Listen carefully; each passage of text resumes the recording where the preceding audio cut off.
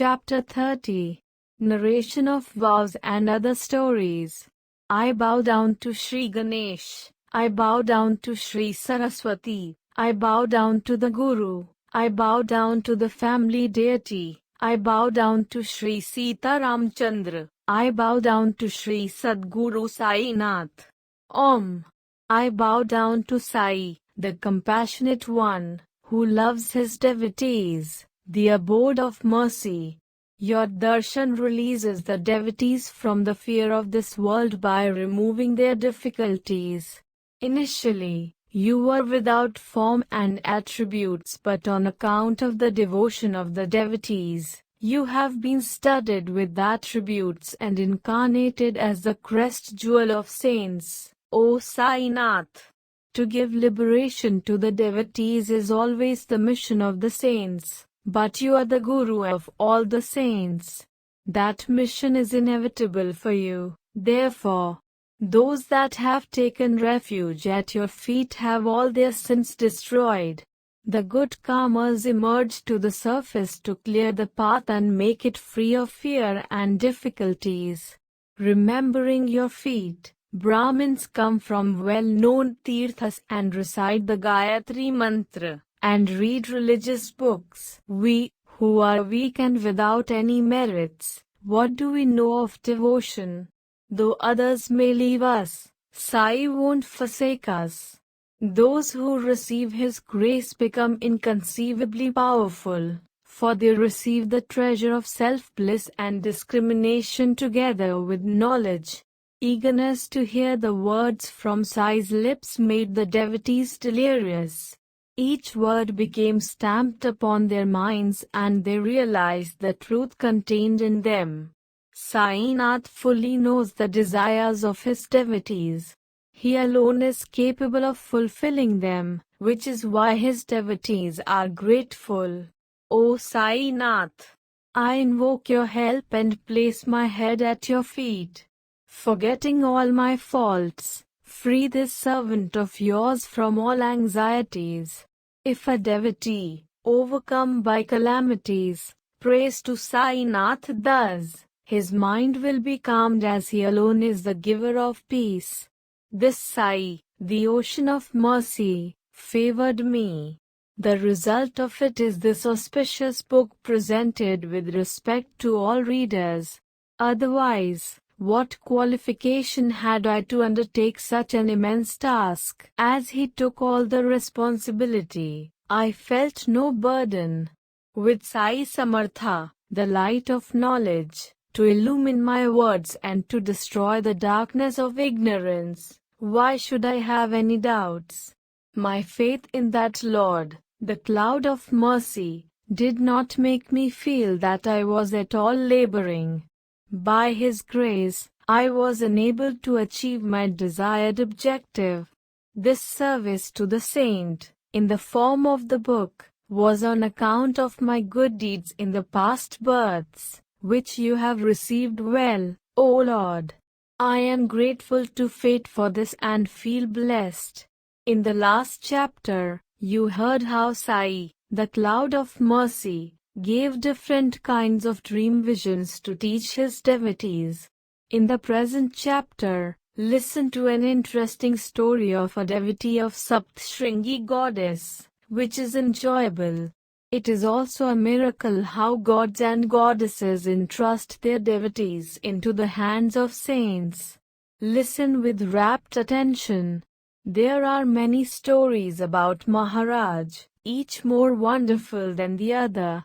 This story is also worth listening to. Pay attention and listen. It is not a story but a drink of pure nectar. You will be gratified by it. You will realize the greatness of Sai, as well as his all-pervasiveness. Critics and logicians should not pursue this. There is no scope here for arguments. What is necessary is unlimited love. Not only should the person be learned but he should be devout, full of faith, a believer or in attendance upon a saint. Others will take them to be fables. The wish-fulfilling tree of Sai Leelas undoubtedly bears fruits and flowers. One who is a fortunate devotee, he alone can reach out and pluck them. Listen then to this very purifying story, which is giver of salvation to the seekers, the best amongst all the means, and beneficial to all. Such is the nectar-like drink of Sai stories, which easily helps in uplifting all creatures, including the ignorant.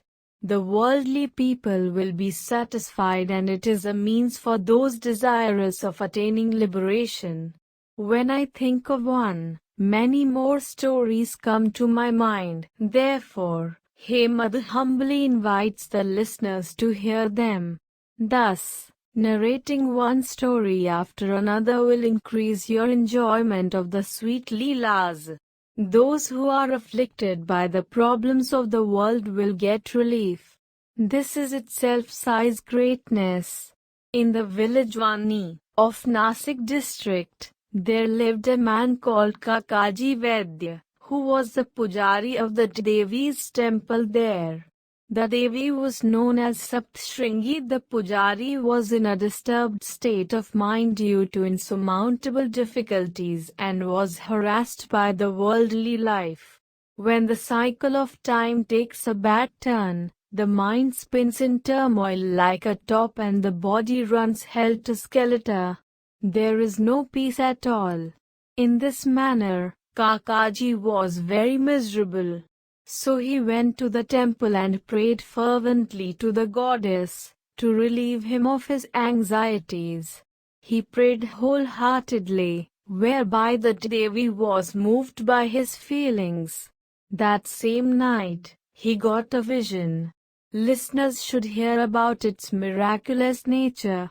The Devi, Mother Saptashringi, appeared in Kakaji's dream and said, "You go to Baba, your mind will be at peace." He hoped that the Devi would clarify who and where this Baba was. Kaka was in this eager state of mind when his eyes opened. The questions in his mind remained unanswered as the vision immediately ended. Kakaji tried to guess the identity of the Baba of whom she spoke. Kakaji decided that it must be Baba Triambakeshwar certainly. So he immediately left and took darshan. But his mind remained disturbed. Kakaji stayed in Triambakeshwar for 10 days, but till the end he remained downcast and depressed. The dejection did not leave him. His mind remained wavering. Day by day, his agitation increased. So, Kakaji started on his return journey. When he was there, he bathed early in the morning, chanted the Rudra hymns, and did the Abhishekam, pouring fresh cold water unceasingly over the Pinda, Shivalinga. But he was as restless as before. Going again to the Devi's temple, he said, "Why did you send me to Triambakeshwar? At least now, give me peace of mind. Enough of this fruitless running around in this manner." He implored the Devi and prayed to her. The Devi gave him darshan at night and told him in his dream, "The Baba I spoke of is Shirdi's Sai Samartha. I do not understand why you went to Triambakeshwar unnecessarily. Where is Shirdi and how do I go there? I do not know this Baba. Now how can this trip be undertaken? I am at a loss as to how all this will happen," he thought. But he, who is devotedly attached to a saint's feet and who has the purpose of darshan in his mind, then the saint and even God fulfills his desire. The saint and God are one. There is absolutely no difference between them. To believe perchance that they are two is duality. Saints are one with God. If anybody thinks that he will go and see a saint and fulfill his desire, it will be a mere boast. The saints' ways are incomprehensible. Unless the saints will it, who can go and take their darshan? Even the leaf of a tree cannot move without their bidding. The more anxious a devotee is for the darshan, the more devout and faithful he is, the greater is the experience of heavenly bliss attained by the best of devotees. While Kakaji worried about how he would go for Sai Darshan, a guest arrived from Shirdi searching for his whereabouts. And was the guest some ordinary person? He was liked by Baba better than the others. None was comparable to him in Baba's love, and he was fortunate enough to deserve it. He was called Madhavarao and held the hereditary office of Deshpande. Baba spoilt him and nobody could get around Baba as he could. They always indulged in loving disputes and addressed each other in familiar terms. Baba loved him exceptionally, like his own son. He came at that time to Vani.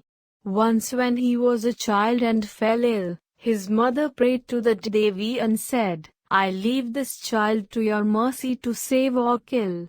But should he recover, I will bring him for your darshan." The child recovered after the Devi had been invoked. Whether it be a doctor or a deity, after the problem is over, they are forgotten. In adversity one remembers to make an invocation and a vow, which when unfulfilled, becomes the reason for fear. Several years passed and the vow was completely forgotten. The mother recalled it in her last moments and requested Madhavarao. This vow was taken a long time ago. It has not been fulfilled till this time. It is not good to have such a long delay.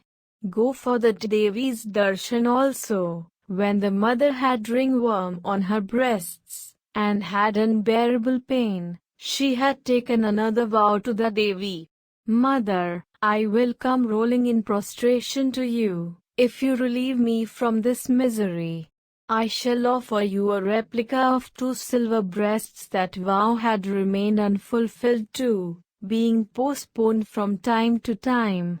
She remembered both of them. At the approach of her death, she recalled to Baba about this matter and took a promise from him that he would fulfill them. The mother, then becoming desireless, merged eternally at the Lord's feet. Later on, Madhavarao kept on procrastinating and years rolled by. He forgot all about it also and the vows remained unfulfilled. In this manner, after 30 years, see what happened in Shirdi. An astrologer came there, while traveling. He had a deep understanding of astrology, and was able to read the past, the future and the present. He satisfied the curiosity of many, was highly praised and continued to stay there for a while. He pleased Srimant Keshwaraoji Bhutti and others with his predictions, and gratified everyone in no time. When Bapaji, the younger brother of Madhavarao, asked about his future, the astrologer told him that the goddess was displeased with him. He said, "Your mother had taken vows which she had asked your elder brother to fulfill at the time of her death. Not having fulfilled them till now, the goddess is greatly troubling you." Bapaji told everything to Madhavarao. When he came home, Madhavarao realized his mistake.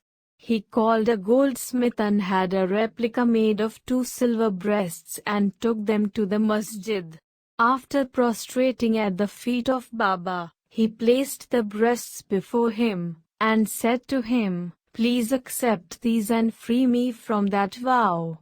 You are our Saptashringi, you are our goddess. Please accept this as promised and be satisfied." Baba replied, "Go to the temple of Saptashringi and offer to her what was promised to her by your own hands." Placing these ornamental breasts at her feet when Baba insisted thus, Madhavarao also felt the same way.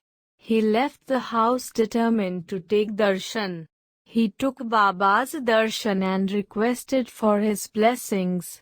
Taking Uri and Prasad, he took permission and left. He came to the temple of Saptashringi and began to search for the family priest. Luckily he was taken to Kakaji's house and met him without any efforts. Kakaji was desiring to meet Baba as soon as possible, and just then he met Madhva Rao. Was this an ordinary coincidence? When making preliminary inquiries about the whereabouts of Madhva Rao, when he learned that he had come from Shirdi, his joy knew no bounds and they embraced one another. They were both pleased at the turn of events and praised Sai's Leelas. After the ritual for the vows was completed, the priest left for Shirdi. The priest was filled with joy to have the companionship of a person like Madhva Rao, which he got unexpectedly. He thought only of his trip to Shirdi.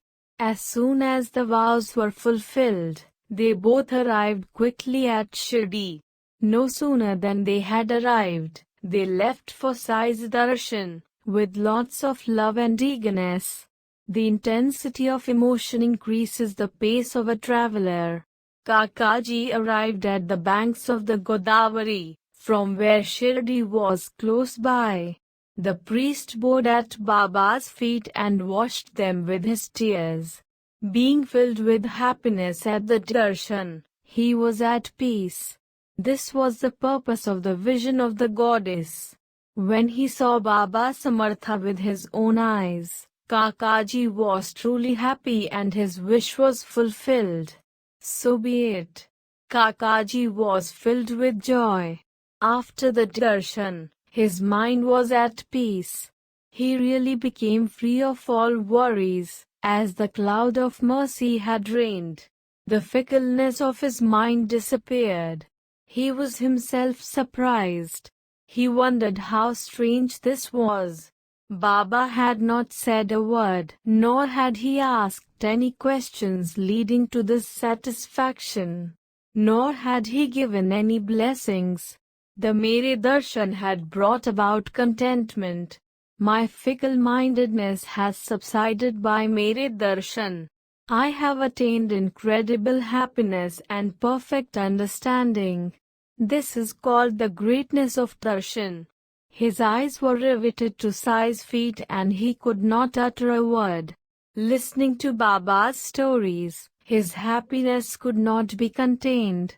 The priest surrendered to the Samaratta with his full faith and attained his happiness. He forgot his earlier problems. Kakaji stayed for 12 days at Shirdi. His mind settled and then he returned to Saptashringi. The time when one sees a dream has relevance. It is believed that only dreams that are seen at dawn or early morning come true. Others are ineffectual. This is well known. But the dreams regarding Shirdi, wherever they occurred or at whatever time, were fulfilled. This was the invariable experience of the devotees. I will present a short story illustrating this statement to the listeners. They will find it a great marvel and will give them increased enjoyment in listening. One afternoon Baba told Dikshit, "Take a tonga, go to Rehta and bring Kushal Bhau along with you. Tell him that it has been a long time since I met him, so I have a desire to see him. Tell him that Baba is calling you to meet him." Respectfully obeying the orders, Dikshit took the tonga and went. Kushal Bhau met him immediately and Dikshit told him the purpose of his visit. Hearing Baba's message, Kushal Bhau was greatly surprised. He said, "I have just woken up from a nap and in my sleep I got the same orders. Just now, I had laid down to rest after lunch. No sooner than my eyes closed that Baba said the same thing to me in my sleep. He said, 'Come to Shirdi right now.' I also had a strong desire, but what could I do? There were no horses. I sent my son to inform Baba about it. The boy must have hardly gone beyond the village border and now here is your Tonga. Dikshit jokingly said, that is why I was instructed to come. So, if you like to come, the Tonga is ready and waiting. Then, he left for Shirdi with Dikshit very happily. The result was that Kushal Bhau met Baba and Baba's wish was fulfilled. Kushal Bhau was also deeply moved by this Leela of Baba.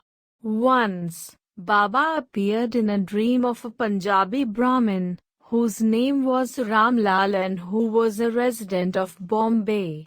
The sky, the wind, the sun, the rain and other deities, due to the power of their grace, whatever knowledge one has of outward and inward objects, that is known as the waking state. When all the senses are at rest, arises the awakening of the subliminal impressions of the waking condition. This takes the form of cognition and the person who cognizes. This is the indication of the dream state. His dream was strange. He did not know Baba's form or attributes. He had never had darshan earlier. Come to me, he said. From his appearance, the person looked like a great saint, but who was he and from where? When Ramlal awoke, he was deep in thoughts. He felt like going, but he did not have an address or his whereabouts. But he who calls for darshan, he alone knows to make the arrangements. Then, that same afternoon, as he was casually walking along the road, he saw a picture in a shop which startled him. The form that he saw in his dream was exactly the same as this, felt Ramlal. He immediately made inquiries of the shopkeeper. He closely looked at the picture. Who is he and from where? He learned that it was Sai from Shirdi. Ramlal was satisfied. Later, he came to know the full details. Ramlal went to Shirdi and stayed near Baba till his Mahasamadhi. This was Baba's wish to fulfill the desires of his devotees, by bringing them for darshan and letting them achieve their worldly or spiritual objectives. As it is, all his devotees were fulfilled. He himself was desireless, unselfish, without ego, and without any attachment. His avatar was only to fulfill the desires of the devotees. Know him to be a true saint, who is untouched by anger, and has no place for hatred, nor does he have even a glance for the selfish, whose selfless love for all is his mission and who does not waste even a word on matters other than righteousness. In conclusion, Baba has got his life story written by holding my hand so that the devotees remain continuously engrossed in remembering him. This is its purpose. Therefore Hema very humbly always requests the listeners to hear the Sai Satcharita with faith and devotion. You will attain peace thereby and it will help in getting rid of evil habits. Devotion at Sai's feet will be strengthened and it will give salvation. So be it. In the next chapter will be narrated the story of Sannyasi Vijayananda, who instead of going to Mansarovar attained liberation at Sai's feet. Also, the devotee Mankar Balaram got his eternal rest, and Nulkar and Megha's desires were fulfilled completely by Sainath. Even a creature, as cruel as a tiger, was also given a place at his feet. Such were the incredible deeds of Sai. Listening to them is like celebrating a great festival. May there be well-being. This is the end of the 30th chapter of Sri Sai Samartha Satcharita, written by the devotee Hemad Pant, impelled by the saints and virtuous people, called Narration of Vows and Other Stories. This is offered to Sri Sadguru Sai Nath. May there be auspiciousness,